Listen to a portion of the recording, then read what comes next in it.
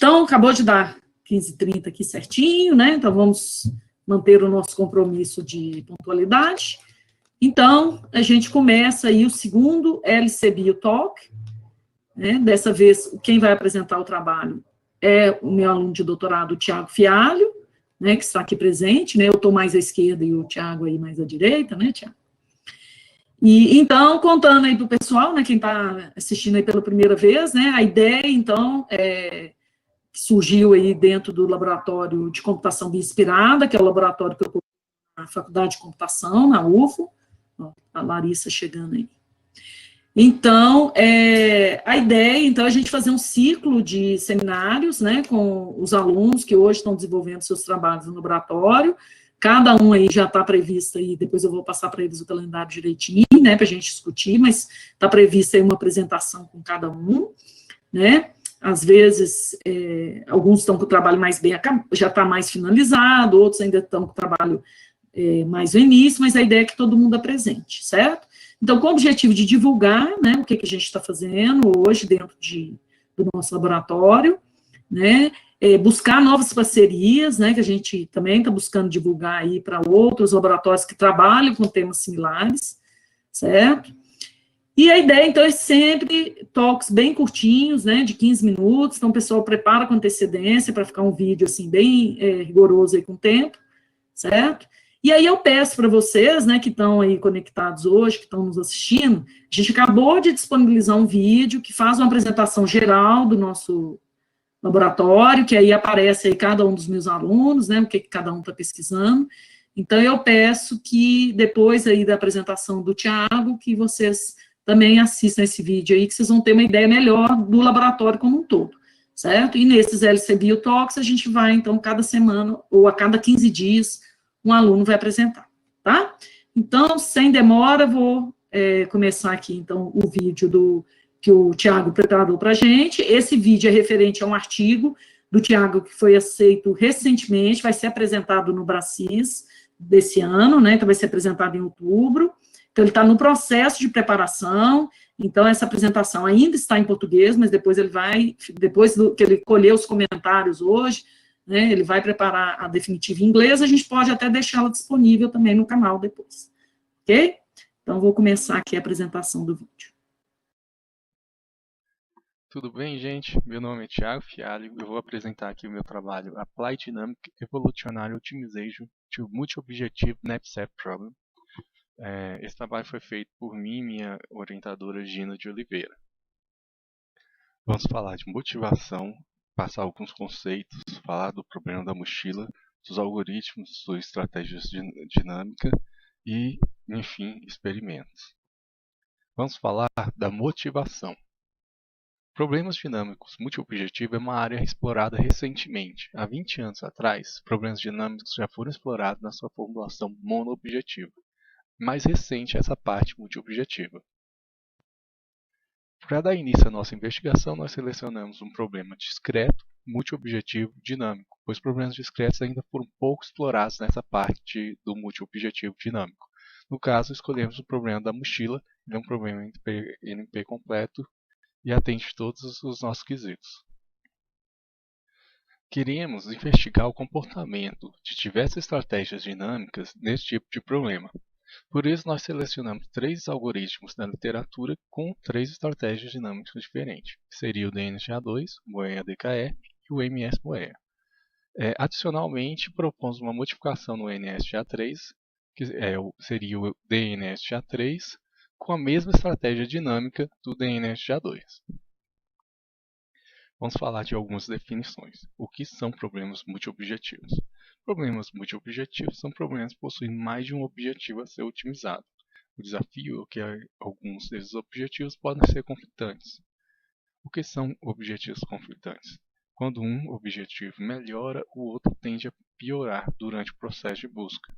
Assim, a gente não consegue caracterizar uma única solução que seja melhor que todas as outras soluções no espaço de busca. Dessa forma, nosso objetivo durante a busca é encontrar um conjunto de soluções que nós chamamos de Pareto Front que seja melhor que as demais soluções. Na nossa imagem abaixo a gente vê essas soluções como os pontos verdes. As soluções azuis são soluções dominadas. O que significa uma solução dominada? O exemplo da solução x, o ponto verde x, domina o ponto azul y, pois ele é melhor que o ponto azul em todos os objetivos, por isso x domina y. Então, soluções dominadas não fazem parte do Pareto Front. Então, soluções não dominadas por nenhuma outra solução no espaço de busca fazem parte do Pareto Front. O que são problemas dinâmicos? Problemas dinâmicos são problemas que alteram sua característica com o passar do tempo. O que são essas características? São um conjunto de objetivos, restrições, dentre outras características possíveis do problema. Quando a gente muda essas características, nós dizemos que mudamos o ambiente de busca. E quando muda o ambiente de busca, ele afeta diretamente no espaço de objetivos. O que isso quer dizer? Afeta o Pareto Front. Se a gente muda o Pareto Front, a gente tem o desafio de encontrar ele novamente. Por isso, os problemas dinâmicos, quando eles alteram com o tempo, eles nos dão esse desafio de ter que buscar o Pareto Front toda vez que for preciso. Duas características de problemas dinâmicos é a frequência de mudança e a severidade de mudança. A frequência indica a velocidade com que ocorre a mudança do ambiente, e a severidade é o quão grande essa mudança é. Vamos falar agora do problema da mochila. Ele é um problema clássico que consiste em ter um conjunto de itens, onde cada item tem seu valor e o seu peso. Queremos encontrar um subconjunto desses itens, onde a soma dos valores dos itens desse subconjunto seja maximizada. Ao mesmo tempo, elas têm que atender à restrição de peso da mochila, ou seja, a soma dos pesos dos itens não pode ultrapassar o peso máximo que a mochila suporta. Em sua formulação multiobjetiva, cada item tem um valor e um peso para cada objetivo. Assim, a gente tem que maximizar os valores de todos os objetivos e atender à restrição de peso de todos os objetivos. Em sua formulação dinâmica, a cada mudança de ambiente, nós alteramos o conjunto de objetivos. Como pode ver na imagem, o objetivo 1 foi substituído pelo objetivo 5. A mudança de ambiente ela é separada do processo evolutivo. Como pode ver no fluxograma, o processo de busca funciona de forma estática e verifica se houve mudança de ambiente de tempo em tempo. Se não houve mudança no ambiente, o processo de busca funciona normalmente. Quando encontra uma mudança do ambiente, ele aplica uma estratégia dinâmica para direcionar a nova população mais próximo ao novo Pareto e o processo de busca volta a funcionar normalmente. Selecionamos 3 algoritmos dinâmicos nessa investigação: o DNSGA2, o MoEA-DKF e o MS-MoEA. O DNSGA2 e o MoEA-DKF foram inspirados em outros algoritmos de multiobjetivos estáticos, seriam o NSGA2 e o MoEA-D. Cada um usa uma estratégia dinâmica diferente. O DNSGA2 usa a estratégia de substituir parte da população por novas soluções geradas aleatoriamente a cada mudança de ambiente. O MoEA-D, quando identifica a mudança de ambiente, substitui parte da população também por novas soluções, só que essas soluções são geradas de forma tendenciosa, tentando dar um direcionamento à população. O MS-MoEA ele trabalha com um arquivo externo e a sua população corrente, onde ele guarda as melhores soluções no arquivo externo e a população ele usa no processo evolutivo. Bem, durante a mudança de ambiente, ele pega parte da população do arquivo externo e substitui parte da população corrente com essas soluções do arquivo externo. Cada solução do arquivo externo passa por um processo de mutação para inserir diversidade. Além desses 3 algoritmos, propomos uma modificação no algoritmo conhecido na literatura como NSGA3. Nós o chamamos de DNSGA3, onde a gente usa a mesma estratégia dinâmica que foi usada no DNSGA2 nesse algoritmo estático NSGA3. Bom, vamos falar de experimentos, né? A gente utilizou os 4 algoritmos já citados, né, com os seguintes parâmetros: 100 gerações, 100 indivíduos, 100% de crossover e 10% de mutação. O DNSGA2 e DNSGA3 substituiu 20% da sua população durante a mudança de ambiente. O MS-MOEA substituía 20% da população também, né, que vinha do arquivo, e o MOEA-DKF, as suas subpopulações tinham um tamanho igual a 10. A gente utilizou instâncias de 30 e 50 itens do DMKP, com 4, 6 e 8 objetivos. A gente tinha dois tipos de instâncias. Uma ocorria a mudança de ambiente apenas uma vez durante o processo de busca, onde está escrito EC igual a 1. E no segundo tipo, a mudança de ambiente ocorria duas vezes, em 1/3 da quantidade de gerações e 2/3 da quantidade de gerações.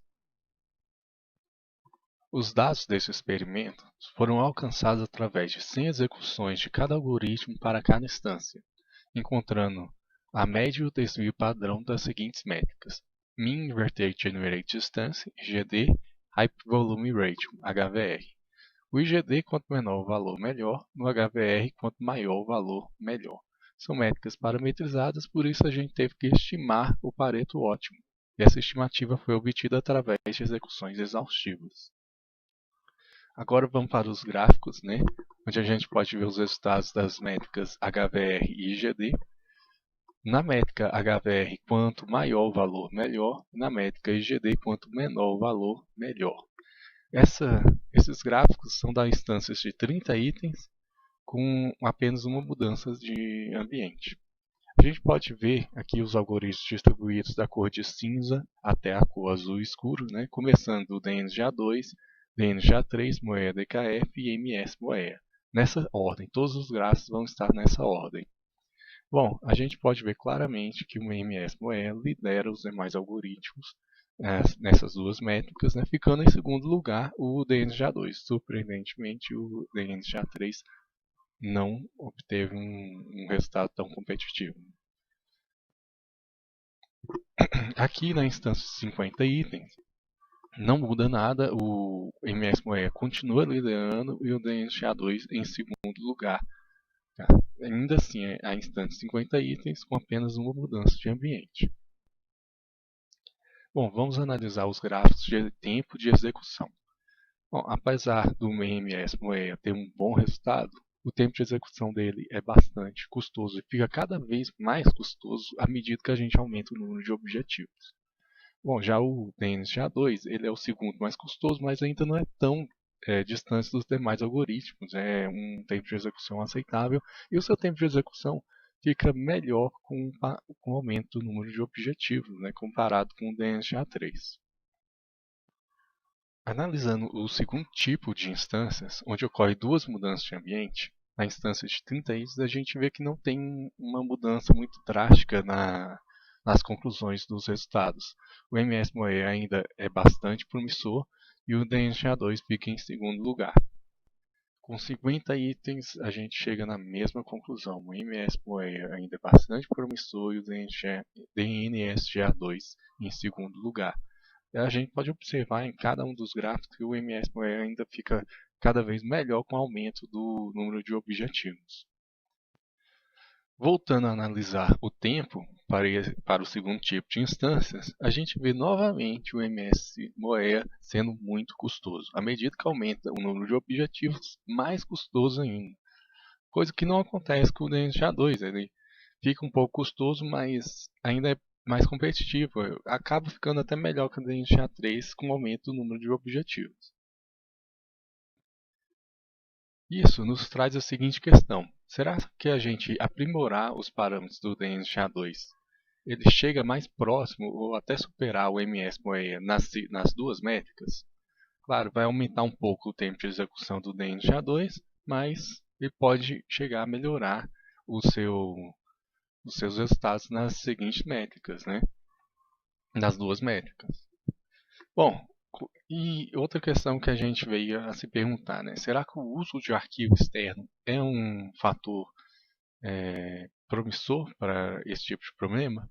Então a gente propôs aumentar o número de gerações do DNGA2 e propomos o DNGA2 asterisco, onde ele utiliza um arquivo externo também, só que ele não muda sua estratégia dinâmica, simplesmente utiliza um arquivo externo, ok?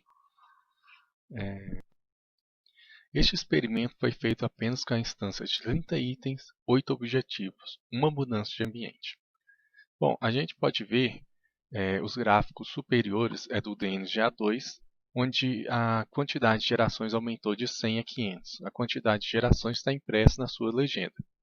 Os gráficos inferiores do DNGA2 asterisco, onde o aumento da quantidade de gerações também está impresso na legenda. Vamos analisar os gráficos superiores do DNGA2. A gente vê que o aumento de geração melhorou as métricas HVR e IGD, porém ele não conseguiu superar o MS-MOEA. Infelizmente, a partir de 400 gerações, o DNGA2 fica muito mais custoso em tempo de execução que o MS-MOEA. Logo, a gente pode dizer que o DNGA2 não consegue superar o MS-MOEA, mesmo aumentando o número de gerações. Já os gráficos inferiores, o DNGA2 asterisco, a gente vê que ele fica melhor que o MS-MOEA a partir de 400 gerações na métrica HBR, e na métrica IGD, com 500 gerações, ele fica muito competitivo.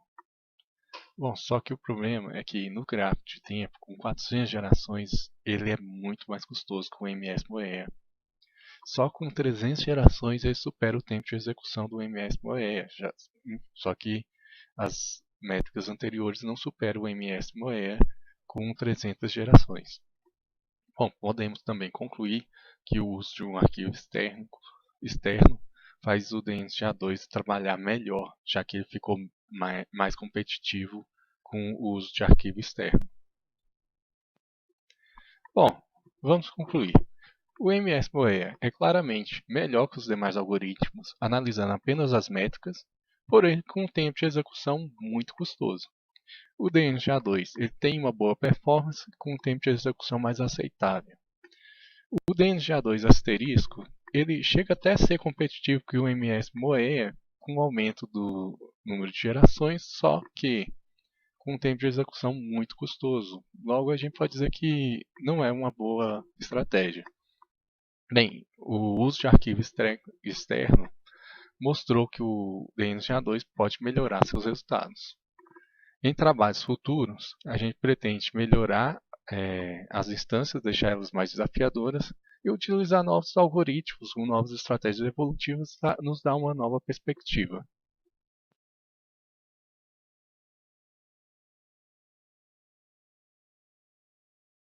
Obrigado, gente, pela presença de vocês. E vamos ficar nas perguntas agora.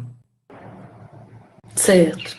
Então, agradecer ao Thiago aí pela apresentação, né? Eu sei que ele ficou aí a última semana aí se preparando, né, para fazer um vídeo aí para gente. Também foi bom porque ele já está se preparando aí para o Bracis, né, com esse desenvolvimento aí, né? Mas então tá de parabéns, Thiago. Acho que agora realmente para o Bracis agora, né, a gente já deu uma refinada aí. Vamos ouvir hoje a opinião aí também, né? Se os seus colegas têm alguma sugestão ou se o público quiser falar alguma coisa também sobre a apresentação. Mas a gente colhe essas últimas informações e então você dá a refinada final e aí é passar para o inglês, né? Então, vamos passar para as perguntas, né? E como eu disse, vou dar prioridade aí para a turma que está acompanhando pelo YouTube, né? Que não tem a oportunidade de encontrar com você, às vezes. Então, vamos começar aí pelas perguntas. Então, a Sandra Mara está perguntando o seguinte, Thiago, como que foram definidos os seus parâmetros? Por exemplo, você apresentou lá o tamanho de população 100, né? De onde vieram aqueles valores? Tudo bem, Sandra? Obrigado pela pergunta. Os parâmetros foram definidos de forma a deixar todos os algoritmos trabalhar no mesmo ambiente, sem favorecer nenhum deles. Eles foram definidos de forma a trabalhar em tempo suficiente e ter um número de gerações suficiente para poder evoluir. Então, foi dessa forma que a gente definiu 100 gerações, ele tinha basicamente 50 gerações na primeira troca de ambiente e mais ou menos um pouco mais de 30 gerações no tipo de instância 2, para poder evoluir. E aí a gente foi analisando esse quesito, né? Será que o maior aumento do número de gerações com a mesma quantidade de aumento do número de trocas de ambiente com a mesma quantidade de gerações impacta, ele consegue convergir corretamente. Então, foi por aí que a gente levou nossa pesquisa. Será que eu consegui responder isso corretamente para ela? Tá, eu acho que foi por um bom caminho. Vamos pegar aqui uma próxima pergunta. Uma dúvida, essa é do Clênio. O Clênio é nosso aluno, né, da disciplina de computação evolutiva. Só uma dúvida, nos experimentos é apresentada uma taxa de 100% de crossover. Isso significa que toda a população é selecionada para crossover? Sim, toda a população é selecionada para o crossover. É uma taxa de crossover que veio dando certo nos nossos experimentos, a gente testou outras taxas de crossover, mas 100% de crossover sempre apresentou bons resultados, então a gente manteve essa taxa de crossover. Certo. Uma outra pergunta aqui, deixa eu ver para não pular ninguém. A Sandra perguntando, então, se vocês chegaram a fazer algum teste como condição de parada, o tempo, quer dizer, usar o tempo como condição de parada? Não. Por quê? Porque o tempo de execução de cada algoritmo varia, né, de geração em geração. Então, se a gente usasse o tempo de execução, alguns algoritmos poderiam ter mais gerações que outros. Enfim, a gente poderia estar favorecendo algum algoritmo em vez de outro. A nossa ideia é que todos tenham, no mínimo, a mesma quantidade de fitness avaliado. Isso foi uma das nossas principais preocupações. Por isso que a gente definiu mais quantidade de geração. E manteve os mesmos parâmetros de crossover e mutação para todos. Certo. Então, só complementar aí a resposta do Thiago, né? Realmente, assim, a primeira preocupação nossa é manter, né, uma comparação o mais justo possível entre os métodos, né? Então, sempre preocupados com você ter o mesmo número de pontos avaliados, né? Então, com isso, acaba que uns métodos são mais rápidos, outros mais lentos, então eles terminam em tempo diferente. O único experimento que, de fato, a gente foi avaliar essa questão do tempo, né, com maior detalhe, foi justamente os experimentos finais que ele fez, que aí ele foi aumentando o número de gerações, né, do DNSGA2. Com isso, com certeza, o DNSGA2 começou a levar um tempo maior do que ele levava originalmente, e passou a testar um número de pontos maior do que o próprio MS-MOE que ele estava utilizando também. Então, era, na verdade, aí a gente liberou a questão do número de comparações, para justamente ver se eles utilizassem um tempo similar, se eles chegariam nos mesmos resultados. E a conclusão é que, para chegar em resultados similares, precisa, além de ter um tempo maior, né, no método que é mais rápido, também precisa de usar o arquivo externo, certo? A Larissa aqui também colocou um comentário, né, te parabenizando pelo trabalho, né, pela aprovação no Bracis, e também perguntando sobre esse crossover aí de 100%, né, eu acredito que ela deve ter digitado antes de você, talvez antes de você ter respondido, mas perguntando também se foi definido empiricamente, e aqui também, aqui de casa, nós temos essa pergunta. O Gustavo, quando viu sua apresentação aqui, comentou, mas ele está usando crossover de 100%? Então, esse crossover de 100% aí causa uma certa estranheza, Thiago. Então, o que você tem a dizer para o pessoal que está intrigado com esse crossover de 100%? De onde que ele veio? Então, cheguei a fazer teste com crossovers menores, só que não teve um grande impacto na mudança dos resultados. E o crossover 100%, ele agradou bastante. Então, como era mais fácil, né, de manipular a quantidade de fitness avaliados com um número de crossover fixo, né, porque a gente poderia tentar variar o tamanho da população de outros métodos, ou variar o número de gerações, eu mantive o crossover 100%. Simplesmente, crossover de 70%, 80%, 90%, não teve um impacto tão grande assim na variação dos resultados. Mas foi testado outras taxas de crossovers também. Certo. Bom, acho que você respondeu, então, todas as perguntas aí do chat, tá? Agradeço a participação. A gente vai continuar mais um pouco aí. Se vocês aparecer outra pergunta, quiserem fazer, a gente está sempre de olho. Então, vou passar agora a palavra aí para os alunos aí, para os outros participantes, né, do do laboratório. Se alguém quiser fazer uma pergunta para o Thiago, certo? Alguém quer perguntar alguma coisa? Nenhuma dúvida, gente? Nenhuma curiosidade? Então, eu vou pedir para alguém comentar o que vocês acharam da apresentação dele. Vocês acham que já está legal para ir para uma apresentação para o Bracis? O que vocês acham? Eu achei que ficou bem didática a apresentação do Thiago. Achei que ele se expressou bem. Foi bem didático, sabe? O volume ficou bom também. Só elogios. Parabéns, Thiago. Obrigada, Everton. Então, Thiago, então, como a gente tem aí 5 minutinhos, né, dentro da minha proposta aí de não passar de meia hora, né, da gente encerrar aí a transmissão às 16 horas, vou te perguntar sobre essa questão do arquivo externo, né, então eu acho que, assim, a grande conclusão que a gente tirou desse trabalho, né, que realmente, né, esse é um primeiro trabalho dele, né, onde ele começou estudando os algoritmos que tinham na literatura, e aí fez umas adaptações mais simples, né, por exemplo, o NSGA3 é meio que natural, né, porque ele é da família do NSGA2, então ele fez algumas adaptações. Depois ele deu continuidade, ele já tem um outro artigo aprovado, né, no SMC, que já é um método novo em cima do método que ele propôs no mestrado, né, só que no mestrado era estático, agora ele fez uma versão dinâmica. E assim, então, dessa comparação inicial, acho que uma grande conclusão nossa aí foi em relação a essa questão, quer dizer, às vezes um método parece que foi melhor que o outro, né, mas na verdade a gente vê que aquele método que foi melhor, ele gastou mais tempo, mas por outro lado, quando você tentou gastar ao mesmo tempo, os outros não alcançaram, né. Então, o que você acha, assim, na sua opinião, assim, o que foi mais importante? Foi o tempo ou foi esse arquivo externo? E tenta explicar para o pessoal em poucas palavras o que é o arquivo externo num algoritmo multiobjetivo. Obrigado pela pergunta, Gina. Então, o arquivo externo é uma população à parte, onde a gente simplesmente armazena ou tenta armazenar as melhores soluções já encontradas até o momento, pois a população pode acabar descartando algumas informações. O arquivo externo tenta preservar essas informações. Claro, há várias formas de utilizar o arquivo externo, mas a maioria delas é guardando as melhores soluções já encontradas durante o processo evolutivo. É uma estratégia bastante utilizada, já faz, assim, uns 20 anos atrás, a gente já havia alguns exemplos dessa estratégia de arquivo externo, né?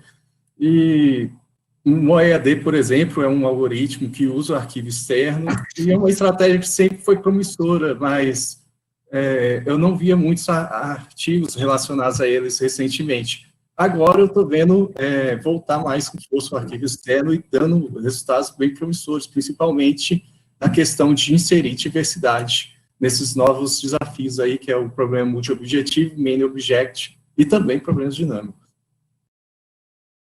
Você conseguiu responder tudo? Ou faltou alguma coisa? Não, eu acho que você conseguiu dar uma ideia geral. Alguém aqui do grupo quer fazer mais alguma pergunta? Ou fazer algum comentário? Temos 2 minutos. Não? Então tá, gente. Então, eu vou usar esse... você quer fazer, Larissa? Pode falar.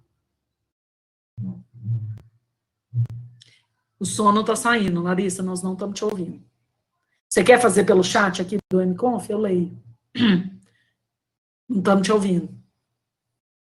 Não, está com problema.